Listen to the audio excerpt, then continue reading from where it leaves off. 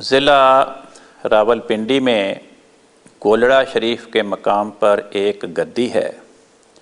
پیر مہر علی شاہ صاحب گولڑوی حضرت بانی جماعت احمدیہ علیہ السلام کے زمانے میں وہاں کے گدی نشین تھے۔ انہوں نے اشتہار چھاپا کہ مجھے خدا تعالیٰ کی طرف سے علم قرآن عطا ہوا ہے۔ جب ان کا یہ اشتہار چھپا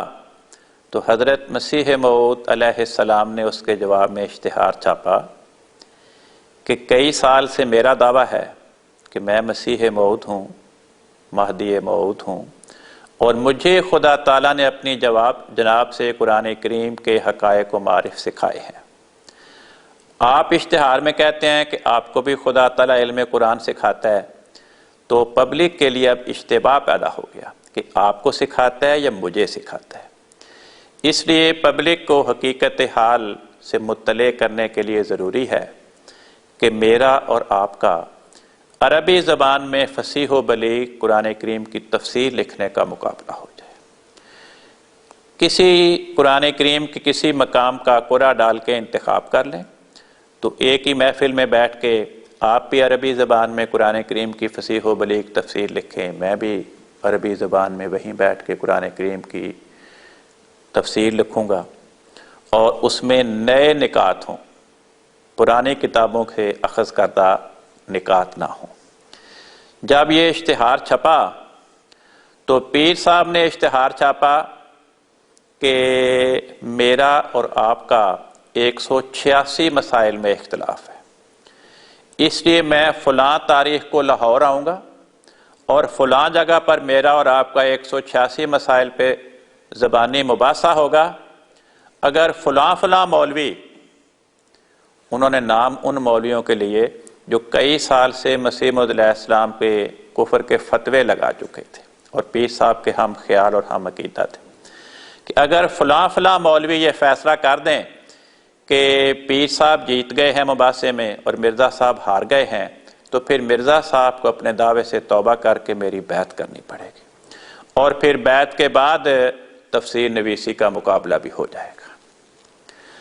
حضرت مسیح موعود علیہ السلام نے جب یہ اشتہار پڑھا تو آپ نے لکھا کہ دیکھو، جب میں مولویوں کے ساتھ مباحثے کیا کرتا تھا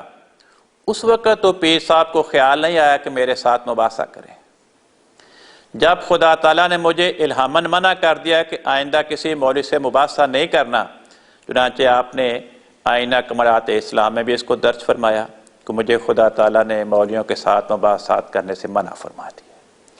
پھر آپ نے اپنی کتاب انجام آتم میں بھی تحریر فرمایا کہ مجھے خدا تعالیٰ نے مولویوں کے ساتھ مباحثات کرنے سے منع فرمایا۔ تو فرمایا جب خدا تعالیٰ نے مجھے مباحثات سے منع کر دیا تو اب آپ مجھے مباحثے کا چیلنج دے رہے ہیں۔ تو اور مقصود کیا ہے؟ پیر صاحب کے دل میں نیت یہ تھی کہ ہم نے مباحثے کا چیلنج دیا، اگر مرزا صاحب مباحثے کا چیلنج قبول کریں گے تو ہم کہیں گے دیکھا جو پہلے الہام شائع کیا تھا کہ مجھے خدا نے منع کہ وہ الہام جھوٹا تھا، اور اگر ہمارے مباحثے کا چیلنج قبول نہیں کریں گے ہم کہیں گے دیکھا جی ہم مباحثے کے لیے بلا رہے ہیں اور یہ ہمارا مباحثے کا چیلنج قبول نہیں کرتے۔ حضور نے فرمایا اس لیے میں آپ کے سامنے یہ تجویز کرتا ہوں کہ آج سے ہی میں بھی 70 دن کے اندر اندر سورت فاتحہ کی عربی زبان میں فصیح و بلیغ تفسیر لکھوں گا، آپ بھی آج سے 70 دن کے اندر اندر سورت فاتحہ کی عربی زبان میں فصیح و بلیغ تفسیر لکھیں۔ اور فرمایا کہ اگر آپ نے 70 دن کے اندر اندر میری تفسیر کے بالمقابل آپ نے بھی عربی زبان میں فصیح و بلیغ سورۃ فاتحہ کی تفسیر لکھ دی تو میں آپ کو 500 روپیہ انعام دوں گا۔ لیکن ساتھ ہی فرمایا میں ابھی سے آپ کو بتا دیتا ہوں کہ خدا نے مجھے الہاماً خبر دی ہے کہ منعہ مانع من السماء، میرے مقابلے میں سورۃ فاتحہ کی عربی زبان میں فصیح و بلیغ تفسیر لکھنے سے خدا نے منع کر دیا ہے، کوئی میرے مقابلے میں تفسیر نہیں لکھ سکے گا 70 دن کے اندر اندر۔ چنانچہ حضرت مسیح موعود علیہ السلام نے 70 دن کے اندر اندر سورۃ فاتحہ کی عربی زبان میں فصیح و بلیغ تفسیر لکھی، اعجاز المسیح کے نام سے شائع فرمائی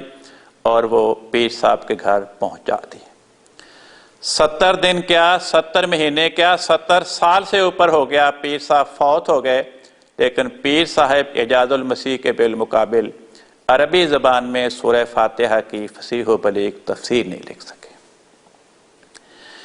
آپ کے ایک مرید نے آپ کی سوانح عمری شائع کی ہے گولڑا شریف سے، اس کا نام ہے مہر منیر۔ اس میں اس واقعہ کو درج کر کے آپ کا سوانح نگار مرید لکھتا ہے کہ لوگوں نے پیر صاحب سے اپنی اس خواہش کا اظہار کیا کہ آپ بھی قرآن کریم کی تفسیر لکھیں سورۃ فاتحہ کی، تو پیر صاحب نے جواب دیا کہ ہاں، میں نے بھی سورہ فاتحہ کی تفسیر لکھنے کے لیے اللہ تعالیٰ کی بارگاہ میں توجہ کی تھی، تو اس کے نتیجے میں اللہ تعالیٰ کی طرف سے مجھ پہ اس قدر آسمانی انوار کا نزول ہوا کہ میں پھر ان کو سمیٹ ہی نہیں سکا، چنانچہ میں نے تفسیر لکھنے کا ارادہ چھوڑ دیا۔ اس جواب پہ غور کریں کہ کس طرح گھبراہٹ اور پریشانی کی حالت میں یہ جواب تراشا گیا ہے، لیکن یہ جواب یہ بتاتا ہے کہ حضرت بانی جماعت احمدیہ نے تو مقررہ میعاد میں تفسیر لکھ کر چھاپ کر پہنچا دی، لیکن پیر صاحب نے مقررہ مدت کے بعد بھی نہ تفسیر لکھی نہ چھپوائی۔ لیکن جواب دیکھیں کہ اگر تو خدا تعالیٰ کی طرف سے آسمانی انوار کا نزول ہوا تھا تو وہ آسمانی انوار ہی کیسے جس پہ نزول ہو وہ انہیں سمیٹ نہ سکے اور سنبھال نہ سکے؟ پھر تو نتیجہ یہ نکلنا تھا